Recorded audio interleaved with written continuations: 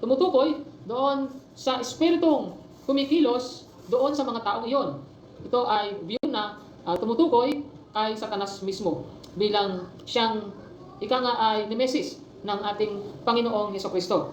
Ang ating pamagat sa paksain natin is Jesus, the Good Shepherd, is the gate of the sheepfold.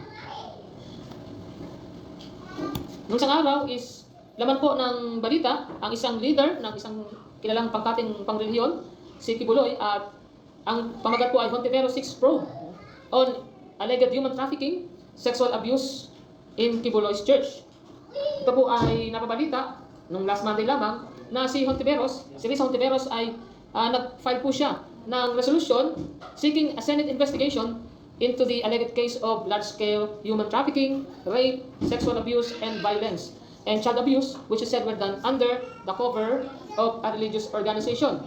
At ipinakita pa nga niya yung video testimonies ng ilang mga nasa abroad na mga dating mga membro ng mga babae na naglingkod kay Kibuloy. At may nagsabi pa nga na sila ay pinagtitinda, pinapaakyat sa bus, at kapag sila ay hindi nakakota, ay sila ay pinapalo sila. At yung nagpatotoong babae doon na nasa Canada na ay nagsabi na nakaranas siya na mismong kay Kibuloy ay 100 palo ang kanyang naranasan. Meron pa nga na nagsabi na talagang gumapang na dahil doon sa nung maparusahan. Ay mga babae pa naman ang mga ito. And meron pa nga na pinagkukunwari daw na pipi at digi, no, para lalong kaawaan. Well, kung ito man po ay totoo, these kinds of exploitations are not new in nature. Dahil nga po sa total depravity or depravity ng tao. Pag-uusapan, ano ba yung total depravity na yan? Ito po ang paliwanag sa atin ng canons of the Synod of Dort. Sabi dito, therefore all people are conceived in sin and are born children of wrath, unfit for any saving good, inclined to evil, dead in their sins, and slaves to sin without the grace of the regenerating Holy Spirit. They are neither willing nor able to return to God, to reform their distorted nature, or even to dispose themselves to such reform. Okay? Marahil ay hindi regenerated itong punong ito ng relihiyon. At maaaring ang ganon dahil sa kanyang lisyang mga pagtuturo at mga gawi kung yun ay totoo. Well, yung pong ating binasa ay nagtuturo sa atin na ang Panginoon bilang siya ang nag-iisang anak ng Diyos, nag-iisang anak ng Diyos na buhay, ay marapat bilang leader natin. At hindi kung sino pa mang mga tao na mga makasalanan. Dito po sa ating binasa ay ipinapahiwatig ang pag-ibig ng ating Panginoong Hesus sa kanyang mga tao, na ito naman ay kinokontrast doon sa treatment na ibinibigay sa mga tao nitong mga Jewish religious leaders noong panahon na yan. At ang contrast na ito ay, ang nangyayari ay yung mga leader, kung sino ang leader na nag-a-attempt na gamitin ang flock of God para sa kanyang sariling kapakanan, ay maaring mahulog din sa ganung mga pag-ugali or kaisipan o kalooban ng mga Jewish religious leaders na ito. Ang ibig ko sabihin is, hindi lang ito humahantong doon sa mga Jewish religious leaders. Maging sa ating panahon, ito'y maaaring maranasan. Maaaring may mga mabiktima dahil may mga maglalaban sa paring ganitong mga klase ng tao na namumuno sa mga pangkating pangrelihiyon. Dito sa ating binasa na John 10, ang Panginoong Hesus po ay ipinoportray bilang the Good Shepherd. At bilang Good Shepherd ay pinapatunayan niya at ini-illustrate niya ang kanyang pagiging mabuting shepherd sa pamamagitan ng kanyang sympathy and love. Ang Panginoong Hesus ay naglatag ng rule of good conduct and right service sa lahat ng true leadership. Isang rule na siya mismo ay in-exemplify niya at i-fulfill niya. At rule na ang lahat ay susunod doon sa rule na yan sa mga may pag-asa na sila ay magiging karapat-dapat na mga leaders ng mga tao. Ang Panginoong Hesus, siya lang ang tangdaan sa God the Father. Wala nang iba. Maaring may mga ilang mga tao ang mag-argue rito. Hindi sila papayag. Sapagkat kung ang Panginoong Hesus lamang ang tanging daan, ay napakakitid na daan yan. That way is too narrow. Yes, it is in some ways. And it is even closed, sarado, no, to others in other ways. Pero sa kanyang pagiging mabisa, in its efficiency, it is wide enough for the whole world. If the whole world chooses to accept it. Pero kung ang Panginoon Jesucristo lang ang tanging daan sa Diyos Ama, ay hindi ito dapat ikabalisa ng kung sino man na nababalisa dahil doon. Dahil maaaring meron siyang iniisip na paraan para makarating sa Diyos. Maaaring sa kanyang mga mabuting gawa, maaaring sa kanyang pagiging membro ng isang pangkating pangrelihiyon. Pero sa atin, bilang mga mananampalataya, instead of worrying about how limited it sounds to have only one way, we should be saying, thank you, God, for providing a sure way to get to you. Well, ang message natin na ito, the arrival to the world of the Lord Jesus is to be the gate to God's salvation for us. Ang pagdating sa mundo ng ating Panginoong Hesus, ang gate doon sa pagliligtas ng Diyos para sa atin. Marahil sa inyong versions ng Bible, instead na gate ay baka door ang nakasulat. Sa kanino pong Bible ay door ang nakasulat sa inyo, door, no? Pero as for me, gate is reasonable translation rather than the door. Okay, ang door sa Tagalog ay ano sa Tagalog ang door? Pintuan. Yung gate, ano ba sa Tagalog 'yon?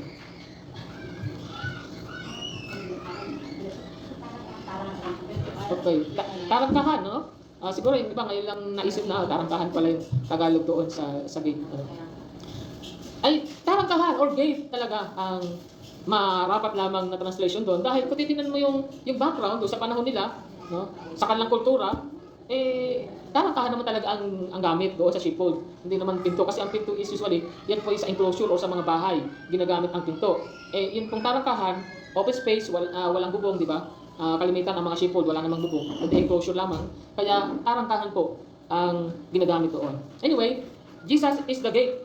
It means that He is the only way of access to God.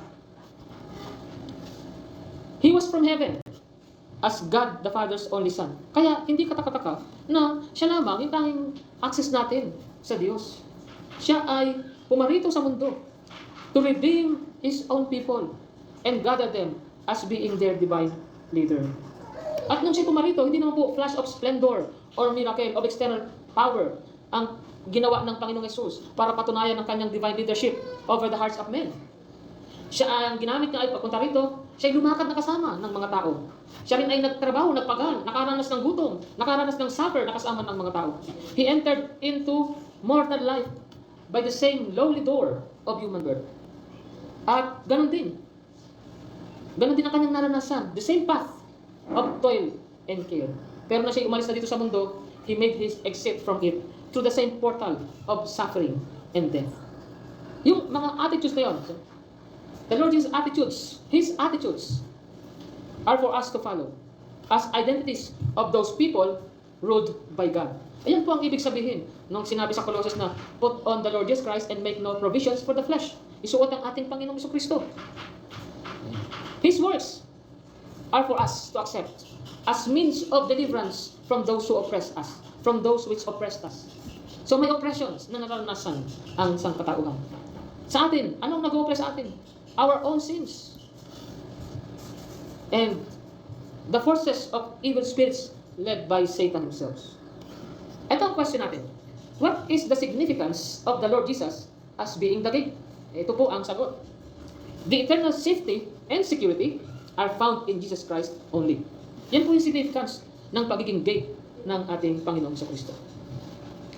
In the sheepfold, the shepherd functioned as a gate, gaya ng nakikita nyo sa larawan na to, letting the sheep in and protecting them. We may visualize the scenario this way. Tinatawag ng shepherd yung kanyang kawan at dinadala po sa pasture, sa pastulan. At doon, yung pasture, malapit lang mismo doon sa enclosed place for the sheep. Diyan ay makikita natin na ang shepherd ay mauupo siya doon sa doorway, acting as the gate. And the sheep can go out to the pasture or stay inside the walls of the enclosure. Ang point dito is, to go out or in is to pass by the shepherd's watchful eye. Diba? Nakabantay yung shepherd at nakapokus lamang siya, binabantayan niya, nakatingin siya doon sa kanyang mga tupa. And because of that, dahil sabi ng Panginoon, siya yung good shepherd. Because of that, the Lord ensures that no one can snatch out of the sheep, no one can snatch out the sheep from His divine care and protection. Jesus is God's Son. So, why should we seek any other way or want to customize a different approach to God? At yung maaaring natin itanong, bakit may mga tao na ayaw ng Jesus only? Bakit nagsisika pa sila na gumawa ng kanilang mga sariling kaparaanan para sila ay makalapit o makarating sa Diyos. Ngayon, ang punto na nais ko iparating dito is, the Lord Jesus Christ is the only way into God's kingdom, for He alone has the keys as heir to the Father's possession. At mismo yan ay pinatunayan ng ating Panginoon sa Kristo. Sa John 14:6, sinabi niya, I am the way, the truth, and the life. No one can come to the Father except through me. Nung nakaraang linggo, napag-aralan natin na sa mga kasimbahang Katoliko, meron pa silang tagapamagitan aside from the Lord Jesus Christ. At sinasabi nila na yun nga ay si Mary. Pero pag ganon, ay pinapasinungalingan nila ang mismong sinabi ng ating Panginoon sa Kristo. Pero sila nga ay may paraan para makaikot mula doon sa katotohanan na iyan. Ay sinasabi nila na si Maria daan patungo kay Jesus. At si Jesus ang daan patungo sa Ama. Ang ibig pa lang nila sabihin, hindi ka makakadirekta sa Panginoong Jesus. Dadaan ka muna kay Mary. To Mary, through Mary to Jesus. No? Yun ang kalang salita doon. Through Mary to Jesus. Pero sinisira nito ang katotohanan ay pinapahayag sa atin ng mga banal na kasulatan. Walang ganong pagtuturo sa Biblia. Gumagamit lamang sila ng mga talata na mga panglokal lang or pang-specific na pangyayari at ginagawa ng general truth. Meron isang pari na nagsabi na patunay yung kasalan sa Kana na sinabi ni Maria doon sa mga attendants, no? Tagapag ng alak. Nung sinabi sinabi ni Maria, anak, wala na silang mainom. Diba? Sabi ng Panginoon Jesus, ano sa akin? Hindi pa naman po oras. Pero sabi nung nanay sa mga attendant, sabi niya, gawin ninyo ang ipag-utos niya sa inyo.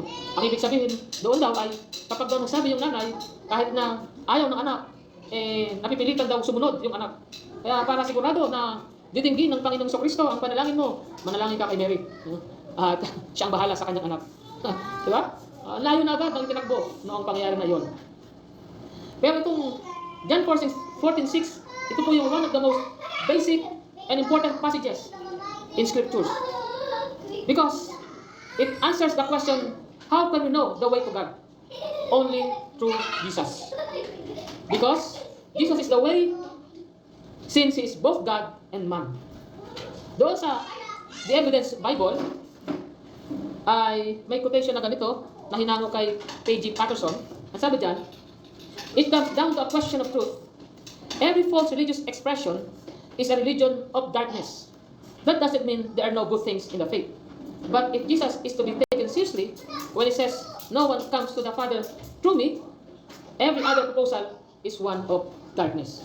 Kaya, merong iba nagsasabi, pananampalataya sa Panginoon at pagsunod sa mga iniutos na iglesia, pagsunod o pagtupad ng mga palatuntunan nito at mga seremonya nito. Sabi rito, every other proposal is one of darkness. Kaya, sumasang-ayon tayo sa ganitong ay refleksyon ni P.G. Patterson. Ang hamon sa atin is, always remember that our prayers to God has become effective only through Jesus. Nakakalungkot lamang dahil may ilang bilang ng mga mananampalataya ang maaaring hindi nila na-realize that prayer is based on the work of Jesus Christ as Savior and Mediator. As the God-man, yan po ang ating Panginoon Jesus, Jesus Christ is the perfect mediator between the Holy God and His failing children. Isa po sa mga complaints ni Job had to do with the absence of a mediator who could take his message to the throne of God. Ang sabi ito sa chapter 9, verses 33 to 35.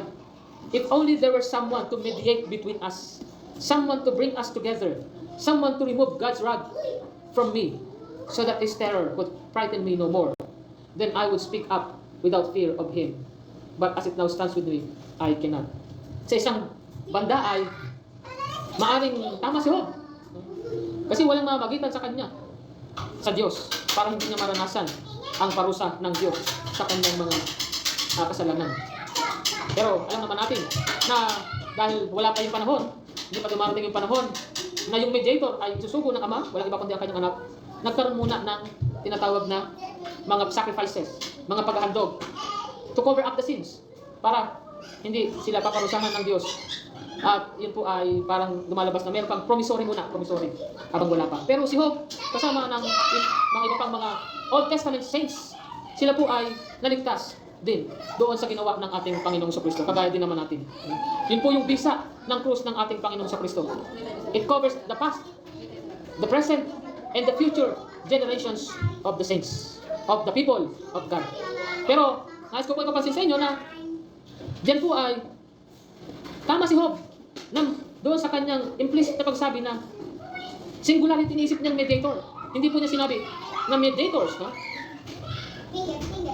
Although hindi malinaw dito sa ano na ito, dito sa verse na ito o sa rendition o sa translation na ito. Pero doon sa New Living Translation, ganito pong pagkakasulat.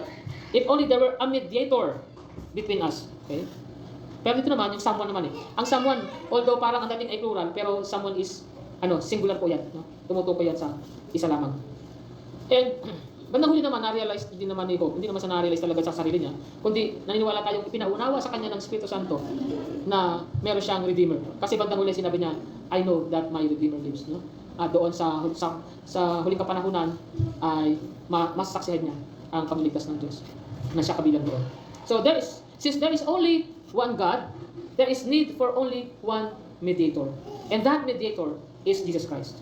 No other person can qualify as mediator between God and people except the Lord Jesus, God the Son. Kasi maraming kagaya ni Apollo Kibuloy na tumatayong sila ang tagapamagitan doon sa Diyos at sa mga tao.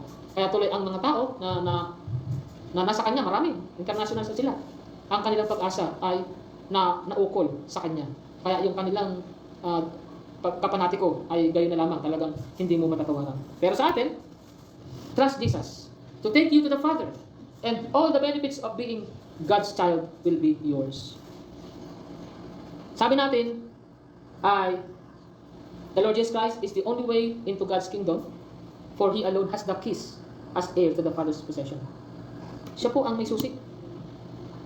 Ang sabi nga niya sa Revelation 1:18, I am the living one. I died, but look, I am alive forever and ever, and I hold the keys of death and the grave. At yan din ang sinabi doon sa Revelation chapter 3, verse 7, na sinasabi doon na nasa Kanya ang key of David, meaning, only He has the power and the authority to admit anyone into the New Jerusalem. Our sins have convicted and sentenced us. Pero, ang may hawak ng mga susi ng kamatayan at ng libingan ay ang ating Panginoong Jesus. He alone can free us from eternal bondage to Satan. He alone has the power and authority to set us free from sin's control. Kaya, bilang hamon sa atin, as believers, we don't have to fear death.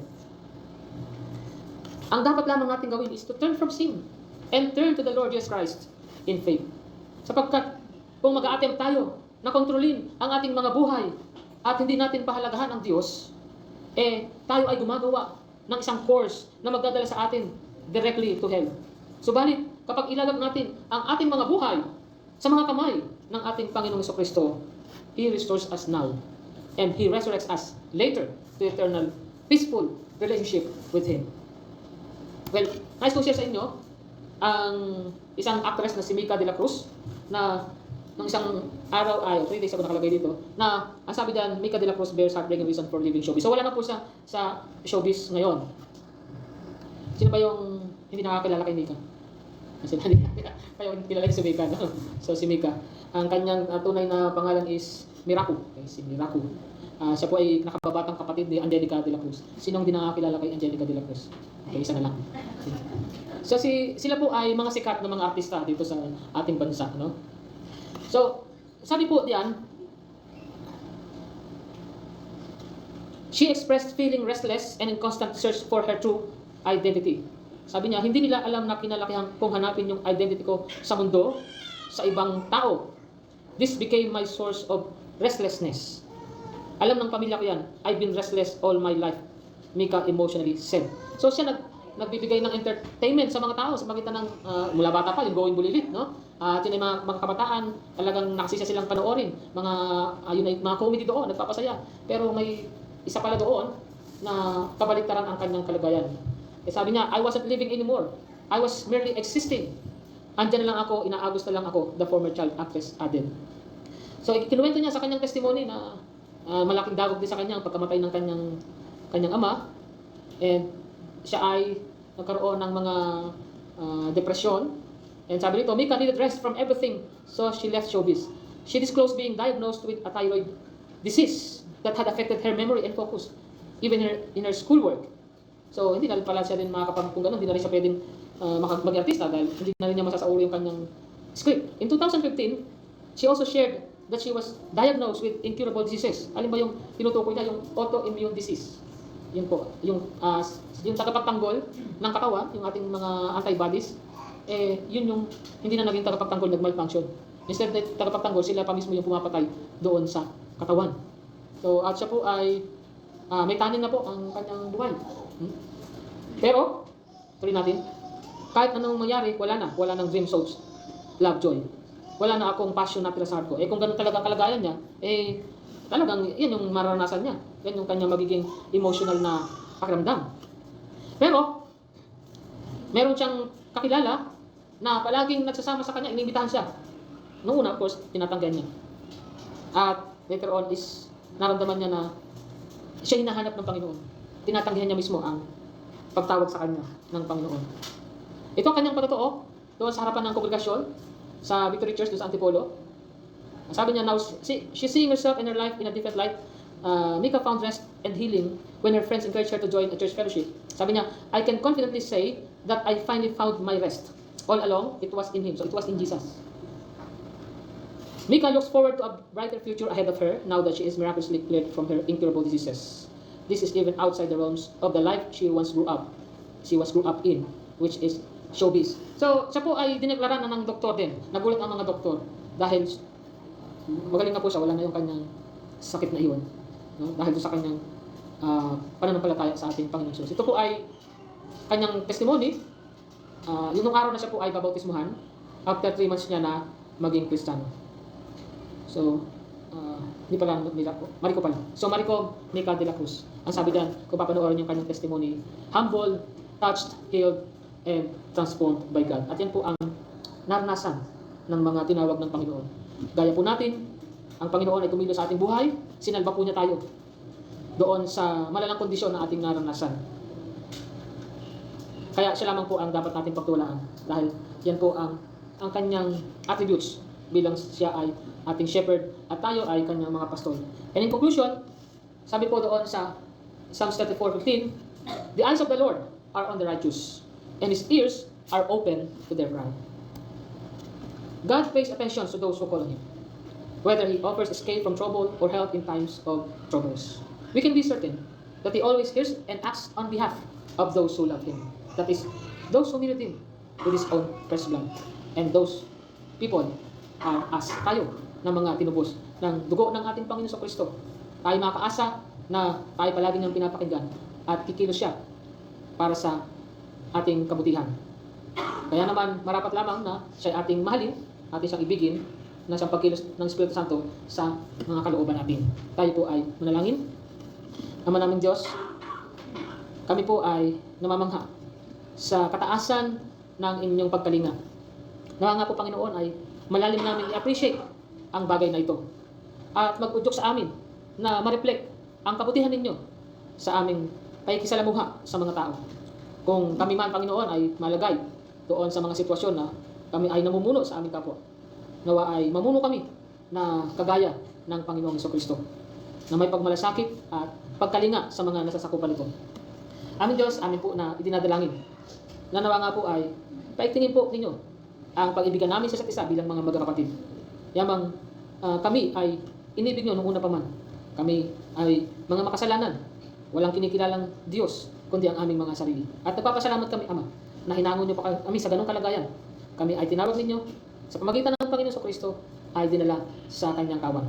Kaya, Panginoon, nawa po ay ito rin ang magutok sa amin na patuloy namin kayo at laging paglingkuran ng may kasigasigan at kagalakan sa kapangyarihan ng Espiritu Santo.